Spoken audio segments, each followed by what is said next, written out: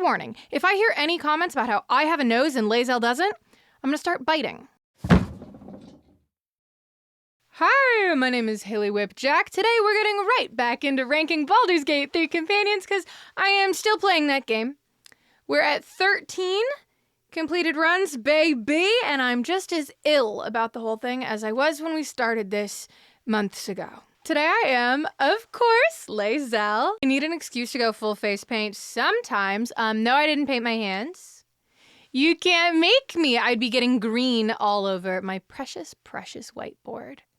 And I refuse. But this time the contacts are prescription. She learns. This video will contain spoilers for Baldur's Gate 3, so beware of that. I've got 8 lists for you today in which I will be ranking the 10 companions of Baldur's Gate 3, the 10 playable companions of Baldur's Gate 3 in increasingly silly ways. We're gonna get a little less hinged with every ranking. Do let me know if you disagree with any of my placements, or if you have your own weird lists that you keep in your head that you want me to be aware of. I'd love to hear them, and the best way to let me know about those things is, of course, directly in the comment section. But before we get into it, you know what the best part about Baldur's Gate 3 is that you get to experience some of the magic of Dungeons & Dragons without having to coordinate the schedules of 3 to 8 busy adult humans, the worst part of tabletop role-playing games by far, and you don't have to convince anyone to be the Dungeon Master because the game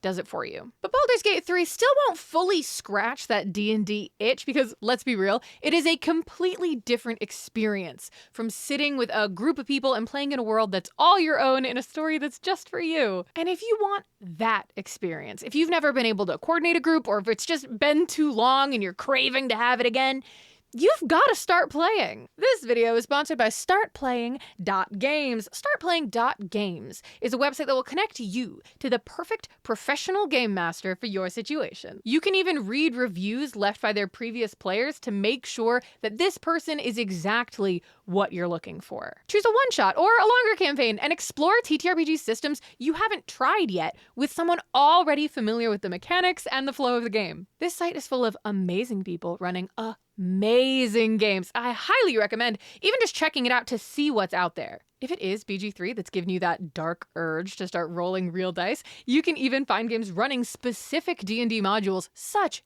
as Descent into Avernus that takes place in the city of Baldur's Gate, or it starts in the city of Baldur's Gate until you end up in Avernus stealing Azariel and the Blood War. Sorry, spoilers! StartPlaying.Games. Go there and start playing games. Back to the lists. Anyway, list number 1. Most people who play Baldur's Gate 3 like to play what's called a custom origin, which means you're coming in as a new guy who's not really connected to the story, and you get to look however you want and name yourself whatever you want and exist in the context of the story in whatever way that you would like. And I love that for you. I love the other origin runs. An origin run, as opposed to a custom run, is the complete opposite. It's where you choose to play as one of the pre-existing companions, and it does change things. It changes dialogue options, it changes some story beats occasionally, and it might just be that I'm so obsessed with the little guys in the game. I so much prefer to be one of the little guys running around than I prefer to introduce a new guy into their dynamic. I understand that that is an unpopular opinion, but I'll point you back to 13 completed runs. You gotta mix it up somewhere. I have played every single origin in Baldur's Gate, and I have opinions about all of them. I'm sure that's not surprising to you. I'm not adding Dark Urge to this list just because the Dark Urge is an origin run. Because if you don't play the Dark Urge, that guy is just splattered across Orin's floor in the Temple of Baal.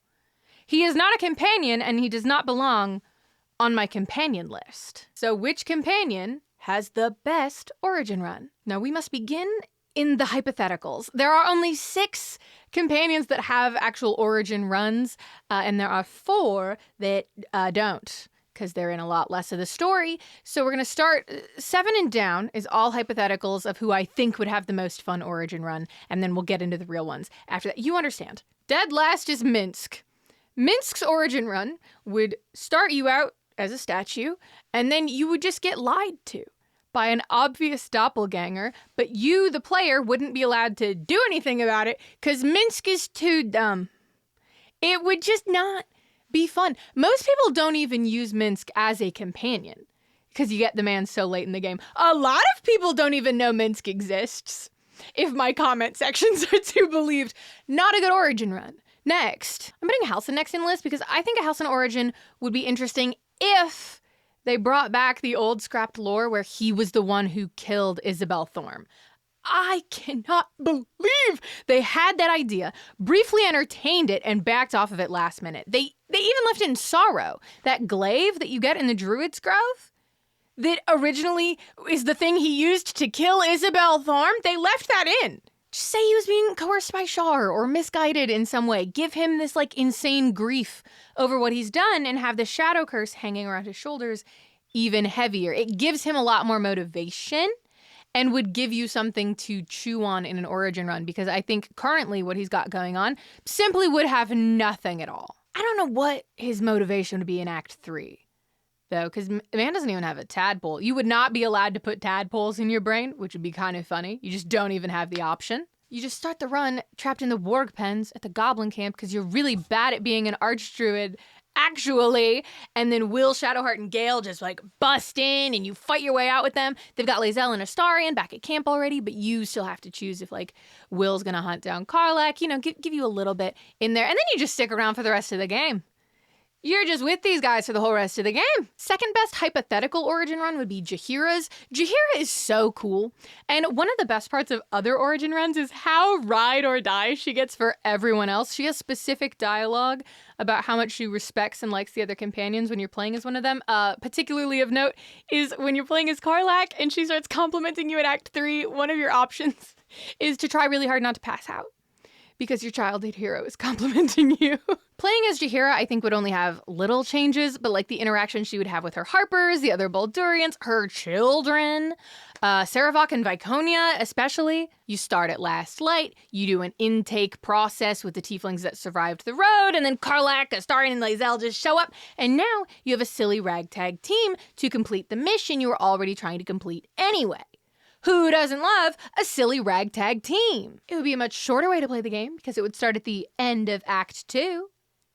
But the best hypothetical origin run would be Minthara's, okay? A Minthara run opening on a distorted memory of Orin the Red, the tadpoled version of how she met Orin, the one that's all wrong. You start off doing some small mission in the goblin camp. Maybe you're securing the prisoner, Liam, I think his name is, or you're dragging the Mind Flayer in for Jorah Ragzlin or something, and then in runs Will, Karlach, and Shadowheart. They've already killed Ragzlin and Gut, but they tried diplomacy with you, and their fancy artifact takes you in and breaks your brain.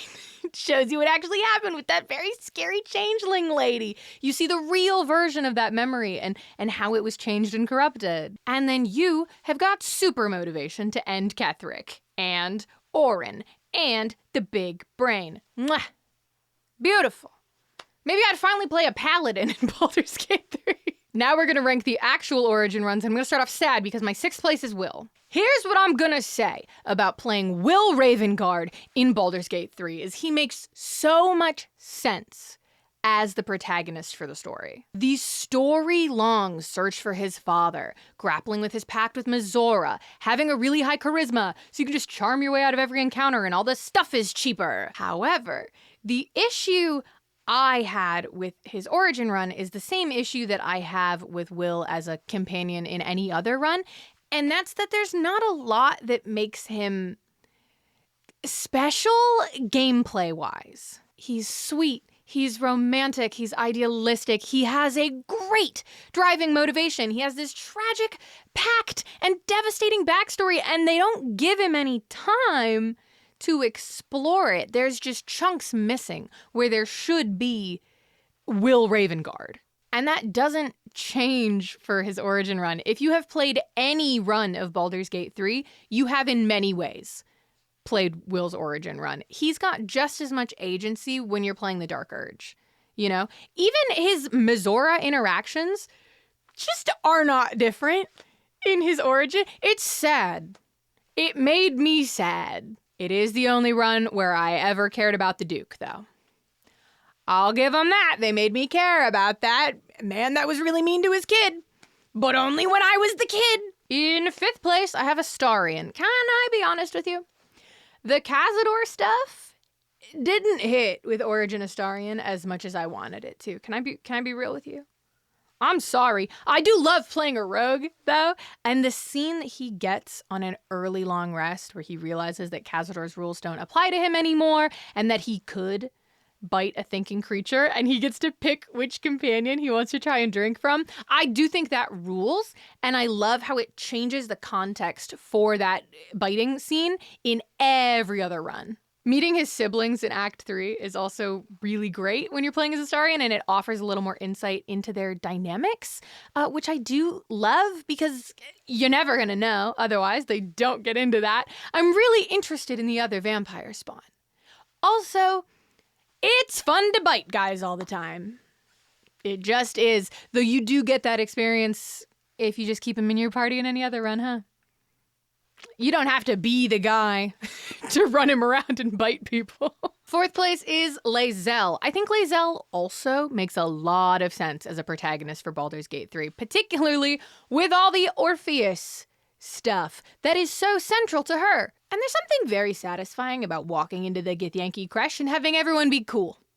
Everyone's just cordial and good. I liked having a little bit more insight into Lae'zel's life and her devotion to her queen, but there wasn't too much to her run that isn't in every other run. There's little bits, same as every other one, and I think she has more than Will and even more than Astarion that separates the actual dialogue that she's experiencing. Mostly it just really struck me how great she is as the leading player while I did her run, and I really, really liked romancing Shadowheart as this tiny angry baby. And the ending with Orpheus is so satisfying as this tiny angry baby. Cannot recommend enough Shadowheart and Lae'zel romance as an Origin run, by the way. It's little things. It's little things. Blew my mind, though. Oh, they're so good. 3rd best, I've got Karlach. Did you think Karlach's post-Gortash monologue was really sad in any other run? Just wait until you hear the tiny differences they put in her Origin run and sob. Sob real tears like I did. Karlach is also constantly talking to herself. So while in other runs, there's kind of this sense of missing the character that you're playing, because even though you're with them the whole time, you never hear them. They don't voice every possible line of dialogue. You get their little like barks when they're walking around and in combat, but that's it, just like a TAV, just like a custom Origin. That's not an aspect of Karlach's run, because every now and then the game stops so you can pick dialogue options from the usual tree to talk to yourself. And again, the way she interacts with Jaheira is perfect. Every time, every option. And also her ending on the beach is different in ways that are confusing to me, but I was so invested, I didn't even care. Did you know that the entire time you're in Shar's gauntlet, Shar is yapping in Shadowheart's ear? Just not shutting up at all. Telling Shadowheart that she's Shar's perfect little soldier angel, her will made flesh and whatnot. It's wild. I don't like Act 2 of Baldur's Gate 3. I've gotten pretty good at finishing the entire act in sub 3 hours, even when I'm not trying to speedrun the game.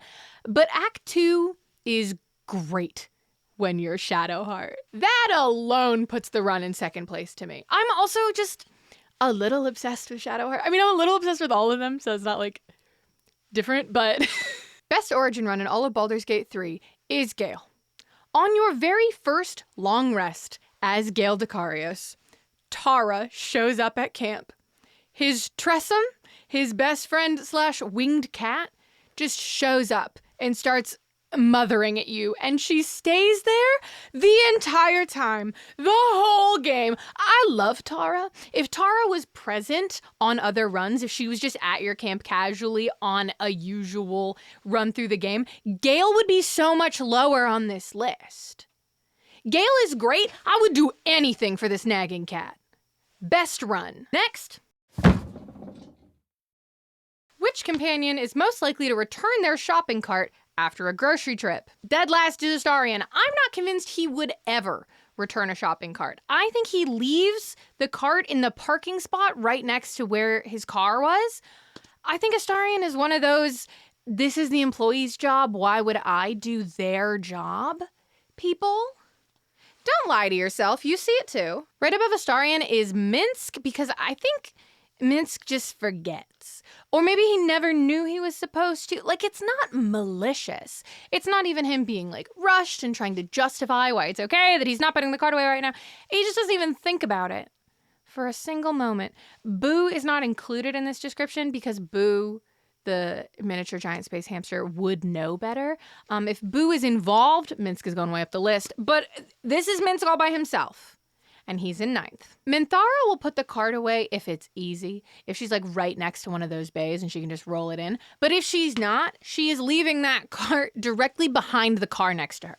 She is making it an active inconvenience for the next person. It's right behind their trunk. Okay, so I think everyone from here forward is almost always putting their shopping carts away like how normal people do, okay? 7th place is Shadowheart. Shadowheart almost always puts her shopping cart away, but she's so fast to justify a situation if it's, like, really annoying to put it away for one reason or another. But, like, an 80% return rate, you know? 6 is Gale. I think Gale just forgets sometimes. Like, he'll be having an argument in his head, and then it gets too intense, and he starts having that argument out loud to himself in this parking lot, and he starts gesturing with his hands, and then he's just getting into the car, and the cart rolls away sadly across the whole lot, and Gale somehow loses that argument.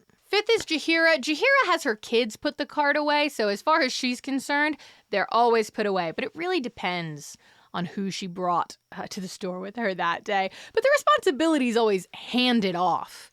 You know, she does her part in this equation. Sometimes she is handing it to Minsk, and I think in those instances, she knows the cart's gonna make it halfway before that man gets distracted. But still, I don't even have anything interesting to say for Halsin. I think he just cares about being nice and making other people's lives and jobs easier, so he's almost 100% of the time putting his shopping carts away. That's all I have to say about that. And the same for Will. That's just a nice man. He likes being helpful. He's above Halsin because I think Will is always bringing the cart all the way inside the store when that's an option, not just leaving it in one of the outside bays where the employees will come collect it with their cool, fun machine. But yeah, just a good boy. Second most likely to return their shopping carts after a grocery trip is Karlach. There is one thing that will keep Karlach from returning a shopping cart, and that is someone else in the car having a genuine emergency. There is so little that will keep her from fulfilling her end of the social contract that is shopping carts. But if someone, like, really needs to get somewhere, she might ditch it real quick. But only in that instance. Lae'zel, however, Lae'zel knows that it is a rule and a social norm to return shopping carts, and literally nothing will get in between her and fully completing her errands as expected. There could be an active tornado, and she will push her cart completely into the bay, making sure it connects with all the other carts into a beautiful straight line. She will not be stopped. She will not be an inconvenience to others. She will get a good grade in groceries, something that is normal to want and possible to achieve. Next. Which Baldur's Gate 3 companion has the biggest theater kid energy? Now listen, I am not interested in high school AUs, nor have I been since the moment I graduated high school 7 years ago, but theater kid energy transcends all else. It isn't even specific to high school theater. It's just when it manifests. That's just when it's at its strongest. Also, this entire list is just to lightly bully the person at number 1, so. Let's begin at number 10. Least amount of theater kid energy goes to Lae'zel. Not even tech kid energy. Maybe she doesn't even know what a musical is. And she likes it that way. 9th is Jaheira. I think Jaheira is allergic to stages. Willingly getting on a stage will simply never occur to her. She'll occasionally watch a show, I suppose, if her friends are in one. Even then, it's not a guarantee. Okay, so Halsin's also never getting on a stage willingly, just like Jaheira, but he's always so happy when his friends are in stuff. Like, he's so loudly proud of them, and he's bringing flowers for them, even when they were just like, neighbor woman number 3. No small parts, that's what Halcyon believes. Now, Minsk is a tech boy through and through to me, which is a very specific type of theater kid energy, and I would say it's a lot less potent than your usual stereotypical theater kid energy, where it's like the leads and the ones who are on the stage. Minsk loves lifting props off of stage and hauling new ones on, and he's so reliable. Not quiet, though. Not stealthy. So not the ideal guy for this job, but he is the guy we have all the same. And he's just so happy to be there. They're never giving him an acting role, though, and he doesn't want one. Minthara is a stage manager. She is the stage manager. Imagine Minthara being the one to give everyone the friendly reminder to not touch props that aren't theirs. Lighting would never miss a cue. Everyone would show up on the optional work tech days to paint sets. She runs that stage like it's the Navy. And again, this is a very specific type of theater kid energy. And again, it's less potent than being up there doing show tunes. But she does have it. Stage manager energy. Karlach has that sort of manic, constant need for movement and stimulation that I associate with theater kid energy. I don't think she would do a lot of being on a stage. I think Karlach runs lights, but would also love being neighbor woman number 3 when she has the chance. She's like an ensemble girly for life. She just loves being a part of the team. But I think actually being in the spotlight would really freak her out, which severely diminishes the theater kid energy. We've entered the true theater kid zone. Gale's a theater kid. I think he mostly play the non-lead dude parts, like best friends, sidekicks, class clowns, little henchmen. He really shines there and isn't really interested in being like the male romantic lead. Dude could crush a monologue, though, or like a fake death. He'd love a big, dramatic fake dying. Now, Shadowheart loves lying. She loves secrets. She loves dressing up as somebody that she isn't. She would take theater very seriously, but shouldn't dedicate all her time to it. She would stay like an hour after school ends every day to just sit on an empty stage with her friends. But that's just like a requirement of the theater kid energy gig. That's not going above and beyond. Second place goes to Astarion. Let him monologue, but also he would be so insufferable as an actual theater kid. If we're going high school, college, AU, okay, he would skip all his classes to hang out on the sketchy backstage couch. You know, the couch? Theater teacher's special favorite guy, Astarion and Cunin. Walking theater kid energy condensed into one guy. But Astarion will never beat the Blade of Frontiers. The Blade of Frontiers. And that's all I have to say about Will. Next. Which companion from Baldur's Gate 3 is going to win the Game of Thrones? If you were to drop them into Westeros, who is going to come out on top and sit in that deeply uncomfortable looking sword chair? And also, what house would they be from? Because I love these little hypotheticals. You know who's not winning the Game of Thrones? Halcyon. Halcyon is not winning the Game of Thrones because this is a free folk to me. This is a wildling to me. Not only is he not competing for the throne, he is north of the wall and barely aware of its existence. Big chair made of swords, you say? Sounds bad to sit in. Look at this cool bird I found. Just barely above Halcyon is Minsk. Can you imagine? He knows what the Iron Throne is, at least, which does put him above Halcyon. 8th place is Lae'zel, and let me tell you why. I argued with myself for a long time about what the Githyanki equivalent of Westeros is, and gang, I think it's the Dothraki. I think Lae'zel is Dothraki. A civilization seen by most of the world as alien, unknowable, unthinkably violent, and strange. It works. And that does mean she's not getting anywhere near the throne. However, she's got horses to worry about. I guess the red dragons of the Githyanki in this case are just like really good horses. Lae'zel would be a horse girl. I can see it. In 7th place, I've got Shadowheart. Shadowheart is interesting because I wanted to just call her a septa and leave it there, the nuns of Westeros, but she is canonically to Baldur's Gate part of a secret evil religion. So just having her follow the faith of the Seven doesn't make any sense. That's the widely accepted and worshipped Catholicism equivalent. So instead, I posit to you, Ironborn Shadowheart, follower of the drowned god Shadowheart.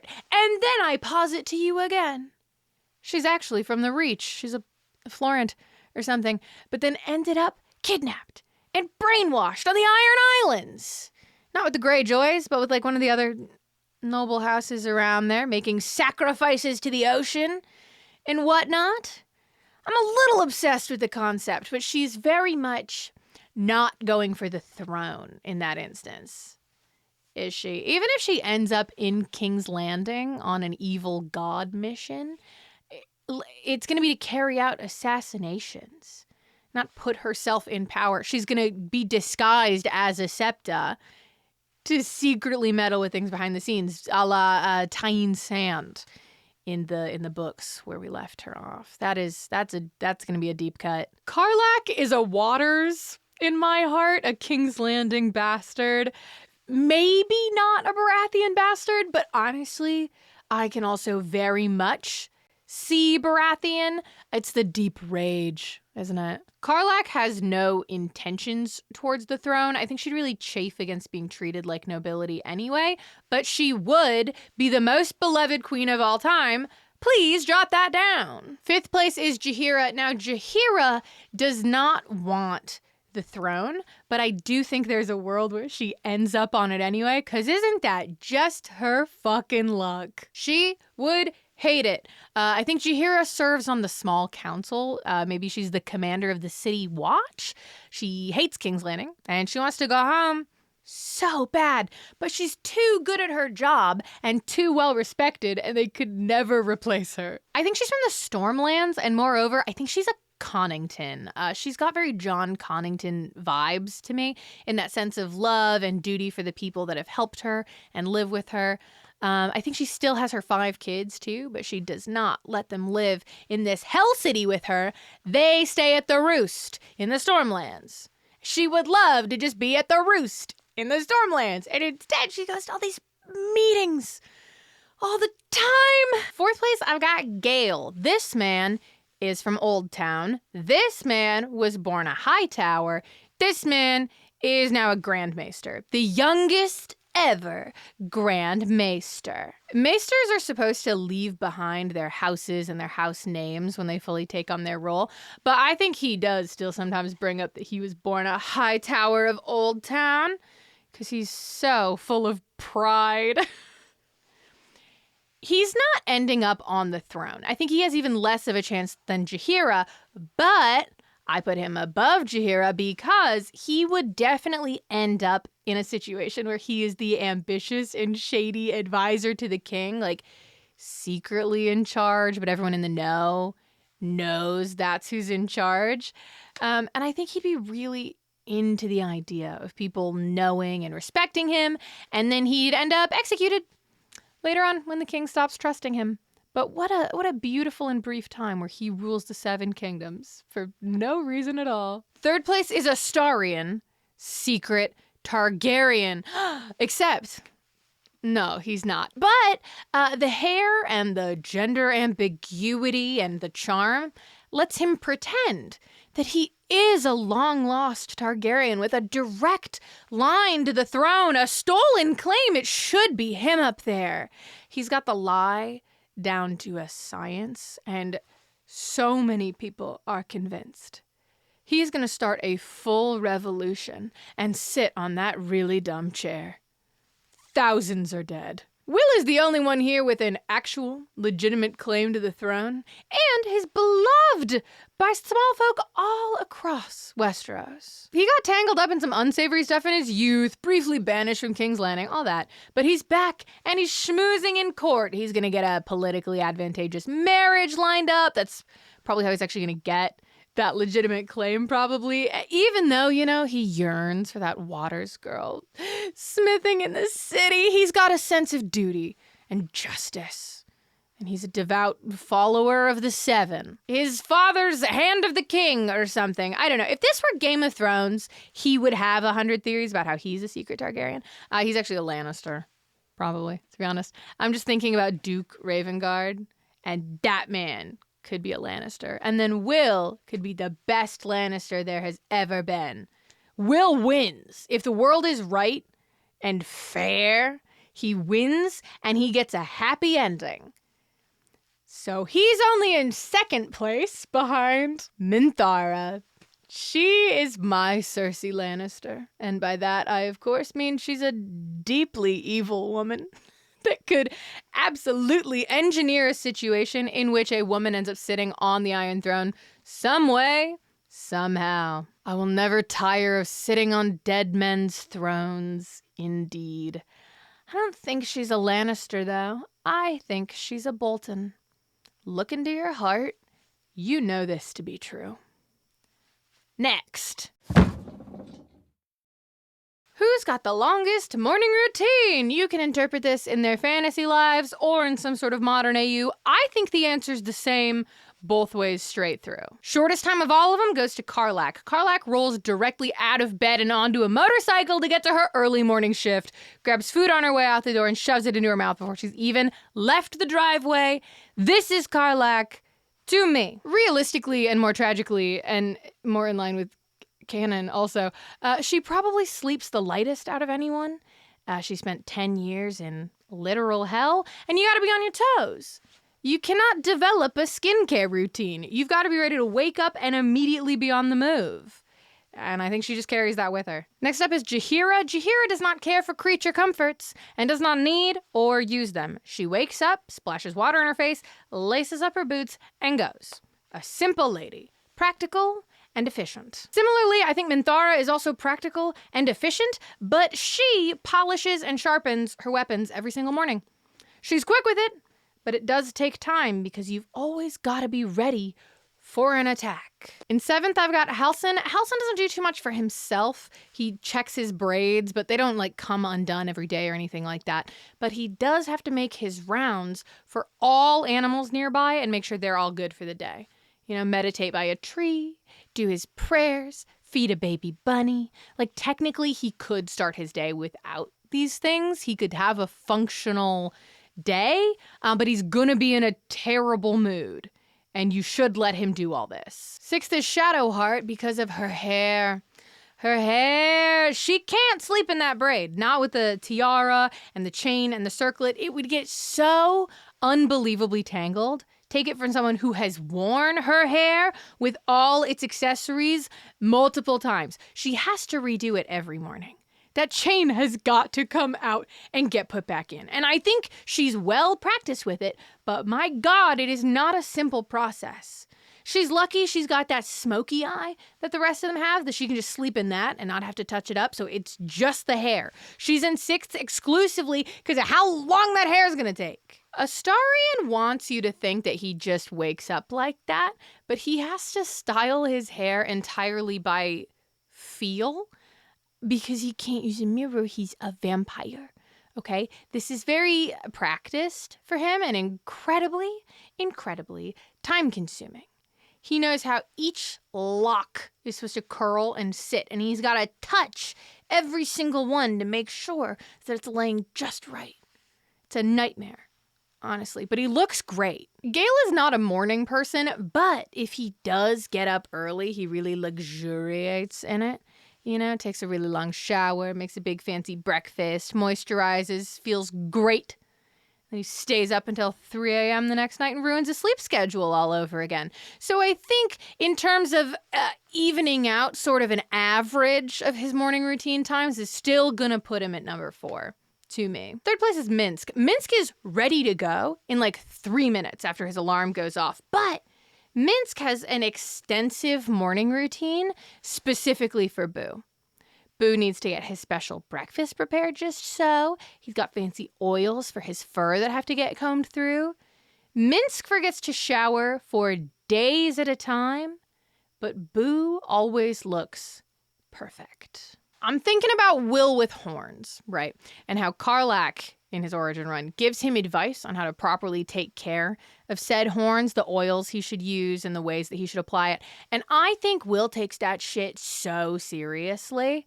Every morning, he is applying the correct and proper oils to his brand new horns to make sure that they're taken care of the way they're supposed to be. Also, I think he's just a morning person who doesn't feel right unless he's done a morning jog and a few housekeeping tasks before he starts his day proper. But the person who takes the most time to themselves in the morning, the person who you want to give the widest berth and let them complete all their tasks, is Lae'zel.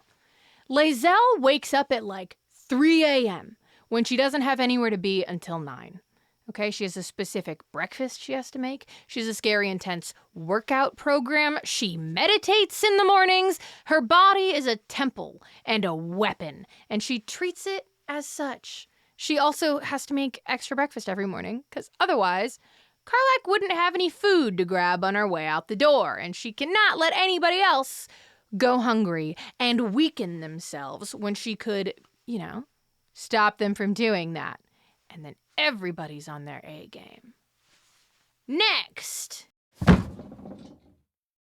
I've discussed in the past the type of D&D characters I think each of these companions are most likely to make and play for themselves, but let's consider, if you are inviting these 10 people into one D&D group to sit down and play Dungeons and Dragons, who is actually showing up to that party from the least to the most likely? In dead last, I have Minthara. I just don't think Minthara would ever actually volunteer to hang out with these people.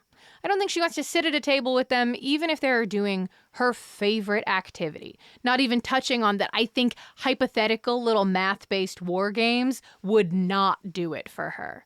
Okay, there's men and surface elves there. Minthara's not coming. I've got Halsin right after her. I actually think Halsin would agree to play and then would entirely forget to show up.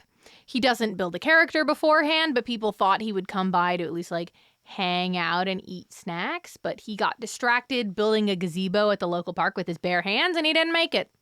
And he does this every week. If you want to argue that a character knows how to be on time for things, pick a guy who doesn't have the capability to get kidnapped twice in canon and misses 45% of the game. He's not going to be there. My face is so itchy. Jaheira is only going to come to D&D night sometimes. If you actually want to hang out with Jaheira, you'll throw a dinner party. Game nights aren't really her speed, so the DM just has to keep writing in reasons that her character isn't around, and they get increasingly bizarre every week. 7th is Lae'zel, because Lae'zel will play D&D. She will not be playing a spellcaster. She doesn't like doing all the reading and planning for her turns. She can throw her imaginary body around just like her physical body, and that is good enough for her. She takes meticulous notes because she doesn't trust anybody else to take notes. But sometimes she does skip D&D night to go rock climbing with her gym buddies. 6th is Shadowheart. Shadowheart will play D&D. She will not be playing a martial class. She wants to do all the reading and planning and get really creative with her turns. She forgets that her character can even hold a physical weapon. And she always creates a really interesting dynamic with Lae'zel's fighters and monks, always on accident, because they refuse to talk about their characters outside the game. They will not acknowledge the energy. Everyone else talks about it all the time. Shadowheart also never skips a session if there isn't an emergency. She does not have other friends. 5th is Minsk. Minsk will come to anything you invite him to. Anything at all. I don't think he really cares that it's Dungeons and Dragons. He'll play Dungeons and Dragons. He'll play support because he loves to help his friends, clerics, paladins, druids. But he would come to anything. He doesn't know how to play the game, but he is showing up, and he's showing up at 100%. Minsk is a great friend. 4th is Astarion. Astarion would love Dungeons and Dragons, and he would pretend that he doesn't love it right up until the game is on. He's gonna call everyone else nerds and dorks and refuse to buy his own dice and just be stealing everybody else's, but he gets so into it. And he's so stoked to come back every week to keep playing. He's got a character voice. He's taking notes. He's going to win D&D. and he's gonna steal your favorite dice and push you off your chair while he does it. Third is Karlach. Karlach is so excited to hang out with her friends and play a little make-believe game. She gets loud and excited and runs in circles around the table when someone rolls an at 20, and she sits next to Shadowheart every time so that she'll do the math for her. Adding 7 to things, it just gets her every time. Will Ravengard loves D&D. He loves playing it. He will do anything he can to not miss a session, but he does not want to DM. He'll play any class. He'll fill any role in the party. He is your guy 100%. The DM's favorite player every time.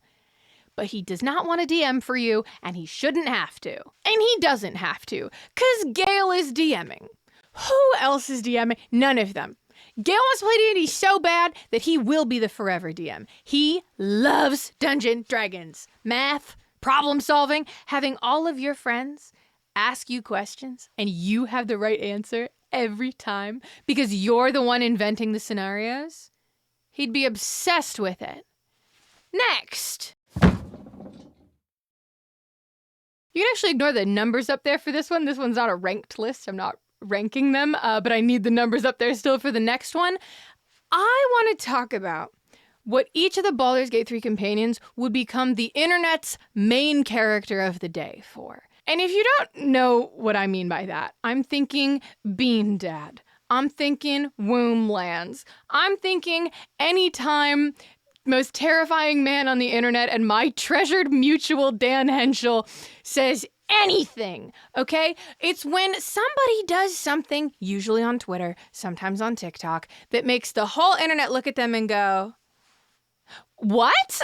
Or everybody just focuses in, and suddenly all we're talking about for the whole day on the whole internet, on, all 4 websites that anybody uses anymore, we're all talking about this one dude and that thing that they did. So here's what I think all of these guys would do to put them in that position. Will Ravengard gets roped into some kind of crypto scheme by Mizora, and now he's posting about it all over the internet on his pretty small socials accounts until someone from Baldur's Gate, from his hometown, recognizes the Duke's estranged kid, I guess in this case like the governor's estranged kid, and holds one of his posts up in front of the rest of the internet like, is anyone else seeing this? We haven't heard from this kid in years. A lot of people thought he was dead, and now he's trying to scam everyone on the internet.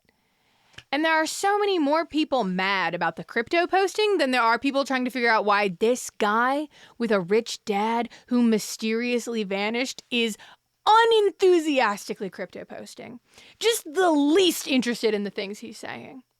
He's not even really the one doing this to himself. Everybody else is just weird about him. Not Minthara. Minthara does this to herself. Minthara just straight up says something like crazy anti-union or belittling minimum wage workers or something.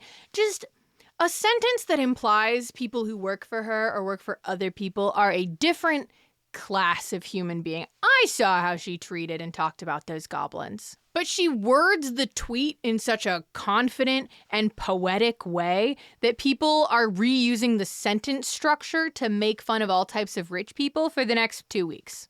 Like, it's hard not to respect just the pure conviction in some ways. Halsin has a pet bear.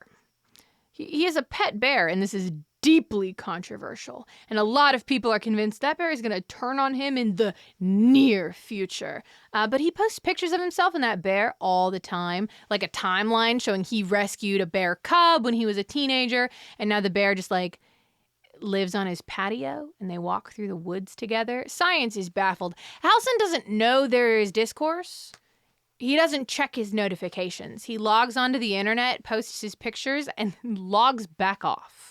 I wanted to just say that Lae'zel doesn't use Twitter or TikTok because she doesn't, but if she has to be a main character of the day, I think it's because she gets into a fight in public, like a physical fight with somebody like a 1.5 feet taller than her. Because if you'll recall, I do believe that Lae'zel is 5'1" at the tallest, and she drops that guy so fast. Doesn't even set her drink down to do it. Walks off sipping her Americano or whatever it is she would drink. Americano feels right. And someone gets insanely crisp footage of it, and people are enthralled. People are trying to track her down and figure out who it was that pulled off this maneuver, but Lae'zel will never know. She'll never know she was the main character that day because she doesn't use social media. Minsk ends up the main character because he is a weirdly constant recipient of the cat distribution system. He just keeps finding random kittens about in the world and keeping them, to the point where some people are convinced that he's like lying and planting kittens to record himself finding. There's whole conspiracy theories and they're all wrong. He's just a big man with a great energy and kittens love him. He's got like 8 now and Boost still runs that household. The cats are afraid of that hamster. For Jaheira, I think her chaotic children take pictures of their formerly famous mom doing regular mom things, and it always gets somewhat big. It always finds some traction. They do TikTok dances with Jaheira in the background, just ignoring them and doing household tasks, until one day she has reluctantly joined in with just the most bored and exasperated look on her face. The internet loves it. She gets memed instantly. Why is Jaheira famous here? I don't know. Maybe she was like an Olympian or something, like niche famous for being really cool. That's what matters. Shadowheart was a big aesthetic poster like 10 years ago, just constantly uploading the most beautiful, moody, goth pictures of herself and her outfits and her aesthetic bruises or like the woods and animals at night. And people use these images on their Pinterest mood boards religiously. Still do. But one day she kind of just vanished and no one is sure what happened to their favorite aesthetic girly until she appears on Twitter years later, quote tweeting someone who reposted some of her old pictures like, "Hey, that was me. I was deeply enmeshed in a cult at the time, but I got better." And then she does not give more context. Eternally mysterious nerd. Gale would respond to some engagement bait tweet that's like, "Who's your one who got away?" with an abridged version of his Mistra story. And people in the replies would keep pressing him for details because that doesn't sound right. When did you meet this girl? How much older was she? She was teaching you your core professional skills. And you lost everything when she left you because she was your entire life? Dude, that's not healthy. Everyone is just waiting for his next reply, for the next thing that he says about it, because he says it like it's normal or like he was in the wrong for what happened. And it is just so clear to everyone else that the dude was in the world's worst relationship and just hasn't realized it yet. The whole internet bands together to try and get this one dude to look at his own life more objectively.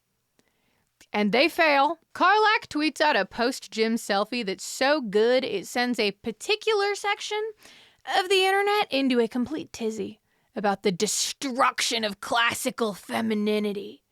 And that boosts the selfie so much that it then gets onto the feeds of lesbians who would do anything to get Karlach to even smile at them. And she accidentally lands a modeling contract for one of those companies that makes boxers for women. Good for her. And then there's Astarion, who's just straight up rude to everyone all the time. He's the world's most antagonistic reply guy. He's not the main character only once. He is always on the periphery, and sometimes he says something so unnecessarily biting that everyone talks about it all day. It's his favorite hobby. He stresses me out so much.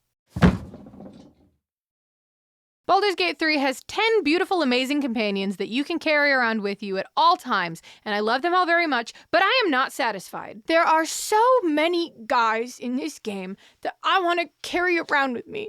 I want to give them levels and shovel trinkets into their inventory and take them shopping and bring them along to watch all the bloodshed and the drama. I want it. I love the 10 guys we've got. I do. But maybe, what if I got to add 10 more guys? Here's the guys I would pick, from I care the least to please, please, please, please, please, please, please. I'm also going to say what class I think they would be. 10th place is Alika.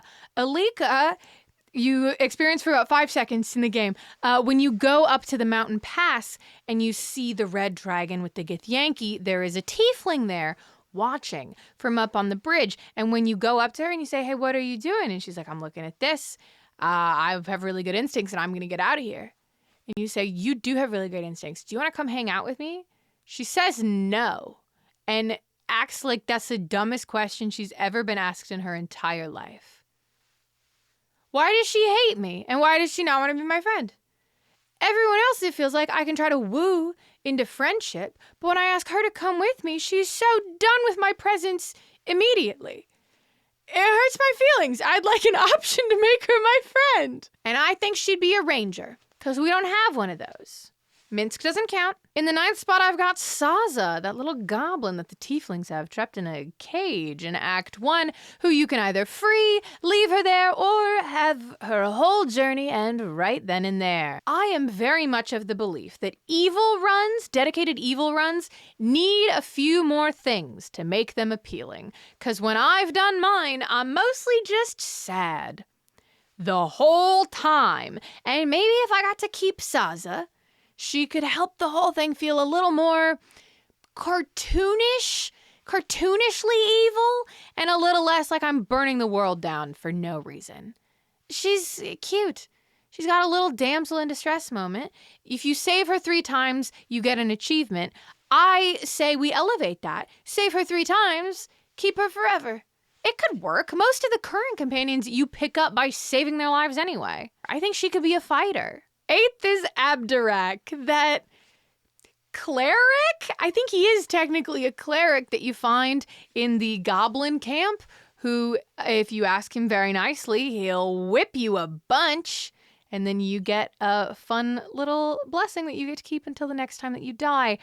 I love Abdurak, and I almost wanted to say that he would be another, like Saza, for evil-specific runs, but honestly, the dude is pretty chill for a guy that whips people professionally and hangs out in goblin camps. I just really dig his unsettling and distressing vibes that he puts off, and I'd like more of them. I want to know everything about him. I bet he doesn't have a tragic backstory or anything. He's just like that. I would never take him on missions.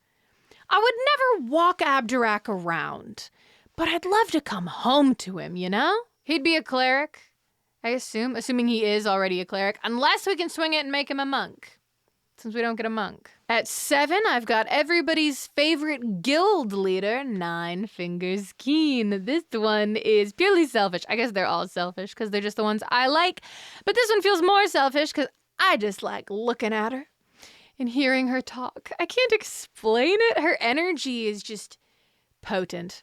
I want her to not even have her own tent.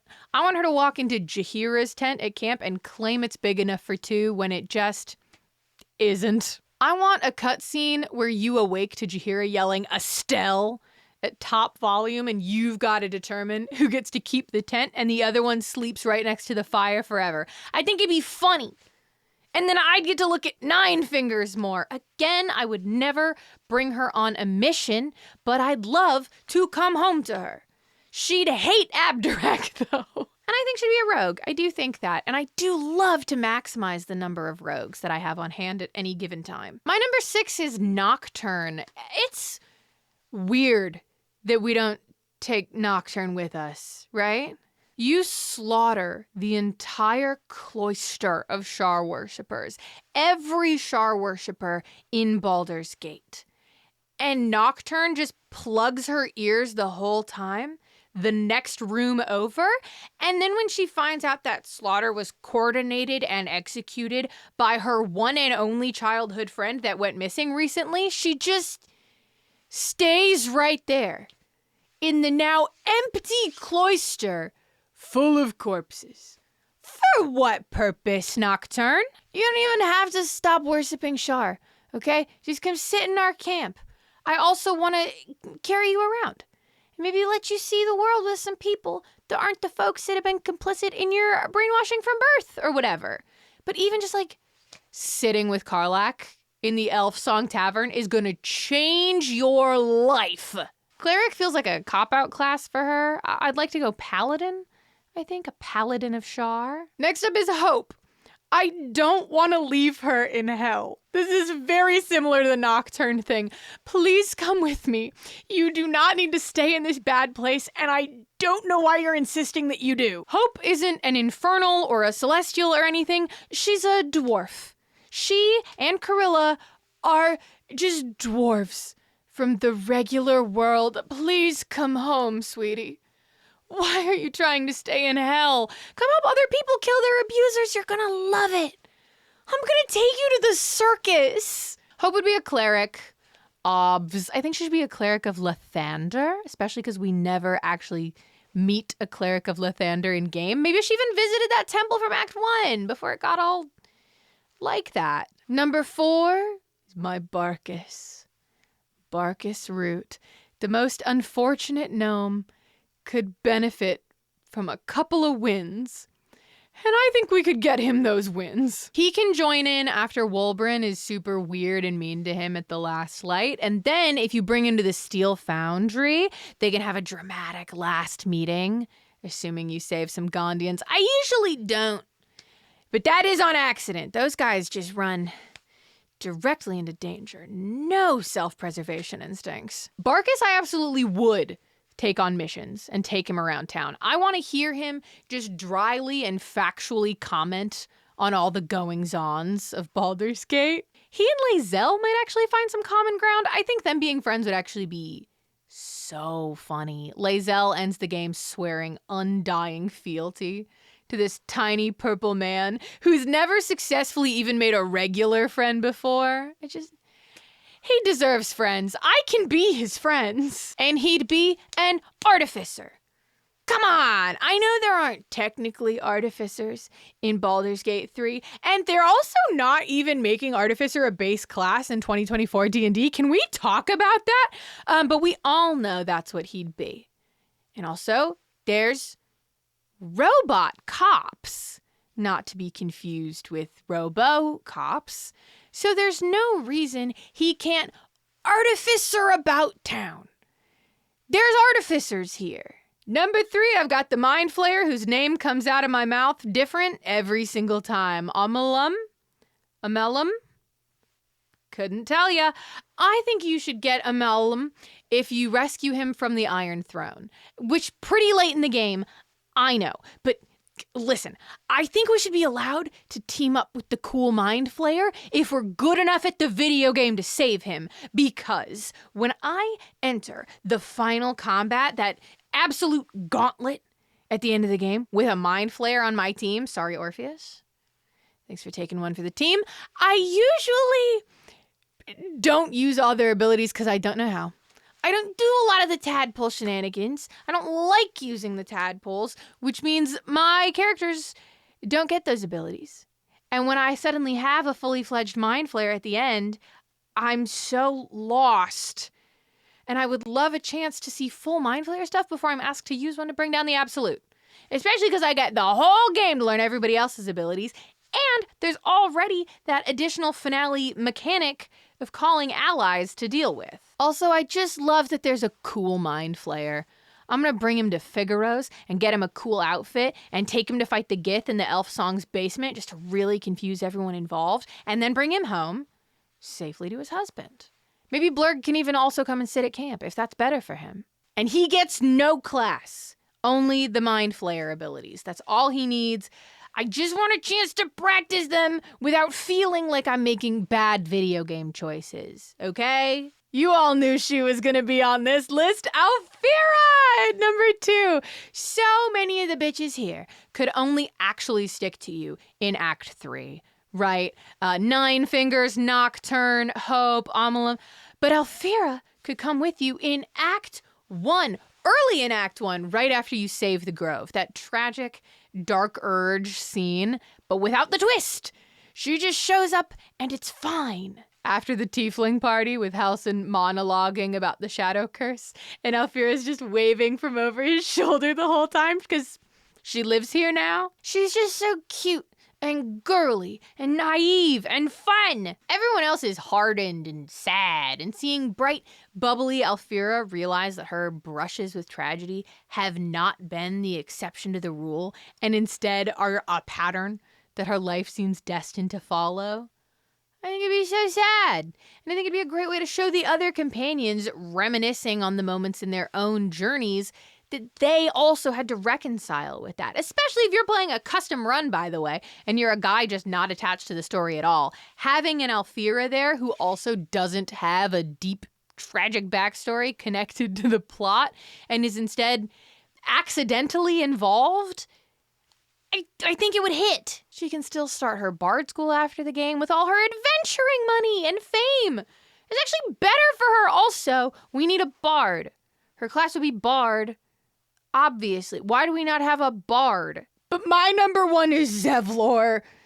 Zevlor! It's gotta be Zevlor. God, he's so sad and complicated and strong. I was trying to stay away from characters who can help you in the final battle, characters that are already gonna live in your pocket a little bit, but Zevlor's too good. I'm breaking that continuity. I want him in my party. I want him by my side. He and Will would be such good friends given a chance, to say nothing of Karlach or Jaheira and Halsin. They could have a old man club in the corner of the campsite. They'll always invite Astarion, and he'll pretend he's not like so tempted to join them. Sneaks over there anyway, because Zevlor's got great gossip. I know it. Forgive him for all his crimes. He abandoned his people in the Shadow Curse lands, but it was the trauma and the big evil brain, okay? He didn't mean it, and he got kidnapped about it right away. So all is well now.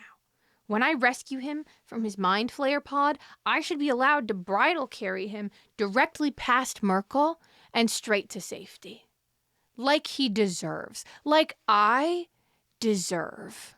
As far as classes go, we already know he's a paladin, and I'm okay with him keeping that. I'm really generous like that. And that's all my lists. Thank you so much for watching my third Baldur's Gate 3 listing video. This is probably the last one. I don't think I'm going to do another one of these, but they're so fun. And of course, if you vehemently disagree with any of my placements, do let me know. None of these are objective. It's just all the thoughts and feelings that live in my little brain. If you wish you could have seen this video a week earlier, you should have been on my Patreon, patreon.com/Haley Whipjack, and then you would have had it a week earlier. And another absolutely huge shout out and thank you to StartPlaying.Games, our sponsor for this video. Truly and genuinely, a great company run by great people. I mean that so for real. I don't know if I'm ever gonna get a sponsor again where I know the people in charge and like them personally. This is one of those times though. I know them, I like them, they do a great service. Check out StartPlaying.Games, for real. If you want to find me other places on the internet, you can find me on TikTok at Whipjack. You can find me on Twitter at Whipjack. You can also find me, I just made an Instagram. I'm Haley Whipjack over there as well. And this video simply would not have been possible, or, I wouldn't have put so much time into the face paint without my patrons, my beautiful Patreon patrons who are so beautiful. They're so kind. I love them. Patrons such as Alcyon Hero, Annie G, Autumn Vector, Britty, Chatty C, Esme Behart, Felice R, Joshua Caliendo, Catherine Kazran, Non-Toxic _Ivy, Rue, The Sheriff, Vesper Sinclair, Zachary Fly, Zebby Lown, Aaliyah, Abalab, Aiden Cassis is back, Aiden So Wood, Amy Ernst, AJ Holian, Akadoroku, Alexander, Alex Pluto Murphy, Alex, Amalia, Ams, Anastasia, Anna Elise, Anna, Annie Teller, Argentum Inc., Ariana Collier, Artemis Nix, Ashley Figura, Avery Jack Thayer, Avery Little, Exerces, Azure, Babbity Kate, Bada Kid, Barb, Beard Acknowledge, Becca B, Beck B Bees, Blake Stewart, Bobby Banner, Bowie, Box of Cherubs, Brain Boy, Cadaver Kane, Cam the Cowboy Man, Cammy, Caroline Odin, Casper Hope Tyndall, Cat in a Skin Suit, Celestia Storm Battle, Celt Code, Cerulia, Cheyenne, Chronic Escapee, Chup Pup, Caleb, Claire Online, Clever Name, Cloud and Mercury, Connie, Couch Boys, Kuste, Cyrus Moore, Dakota Lewanski, Danny B, Daniel Tefk, Declan Roof, Deals, Delaney, Devin Ellert, Devin Meskill, Digimaniac 33, Ditto, Drake, Eli Gibson, El Verona, Elysium, Embers, Emma B, Emma S, Unbeat Ennui, Eric, Aaron Rumsey, Evil Scrump, Fish, Fletcher Sanderson, Flub, Foolery with Nori, Funky Elvis Monkey, Finch R, Gabby, Gabriel Learbag, Giant, Graham Harrison, Gregory Wise, Gunglyph, Hale, Hannah Anderson, Harley, Harper Hex, Haven 2010, Heather Reed, Henry, Holly May, Honeybee, Idiot Lesbian, Infinity Girl, Insane in the Brain, It's a Secret, Izzy Alexander, Jack Anderson, Jackie, Jacob Chisholm, James Summers, Jamie, Jasmine, Jay Ocha, Jane, Jenny Fosnocht, Jenny Waboom, Jericho, Jessicapade, Jet, Jordan, Jordy LaForge, Jubilee, Julia S., Juliana Backer, Julia Stonky, Juno James, Kate, Cavo Conrad, Kat Burchett Nelson, Kate Levia, Caitlin Queen, Kathleen, Catherine Hill, Kelsey Rodriguez, Kirby.jpeg, Keverlyn C., King Panda, Kitty Kitty Large Paws, Kyle Richardson, Kylie Dactyl, Lady of Autumn, Laura Moore, Lawson, Lee, Lee Z's, Lemon, Liam John Lawson, Libby, Lily, Lisa Spitalowitz, Lizzie Gale, Lucy Schneider, Luca Bazooka, Lydia Galarnu, Maya Fairness, Marcel Barth, Marie Martine, Mary R., Matt Ross, Matt Dam, Matt Mobes, Max Roth, May, Micah, Michael West, Midnight Rose, Minnie's Mayhem, Mitchum and Ditchum, Most Spooky, Molly Early, Moss Rose, Murph Wazir, Nick the Brick, Noah, Nora H., Nick Snacks, Alethea, Olive, Ollie D., Opossumon, Oski the Bard, Paige, Pete Alexander, Philip Dameron, Fix, Phoenix, Poblato, Poetic Cinema, Poorly Fleshed Skeleton, Quintanamo Bay, Rainbow Namja, Razrin, Rebecca Dawn, Ren, Robin, Rowan Landslide, Ricky Baby, Rosemary Finch, Ryan Hlakovic, Ryan Isaac, Saphicus Finch, Scoobert Dubert, Seabass of the Sea, Sierra Brown, Simran, Simon Says, Site 42, Space Battery, Spapples, Spartan Warrior, Spicy Mushrooms, Steen, Steph Bell, Stephanie Yu, Sticks, Sydney, Silas S., Taylor Burke, Tex the Gentle Giant, The Fake Zodiac, Thomas Guzzo, TJ Dash, Toby Springer, Tommy Peterson, Trizadale, Tyler Whitsitt, Your Mom, V, Valhallen, Vanillin Zucker, Vunks, Weather Waxes, Will, Wood, Woody Daniel, Xander, Yes Chef, Yuzna, Ungve Leo, Zach, Zachary Wayman, and Zane. Thank you so much for making it all the way to the end with me. Thank you so much for being here, and I'll see you next time. Can you believe I went that entire video without even trying to do a Lae'zel impression once? I don't even think I know how. Just do a little chick. That's it. That's all I got. Chick.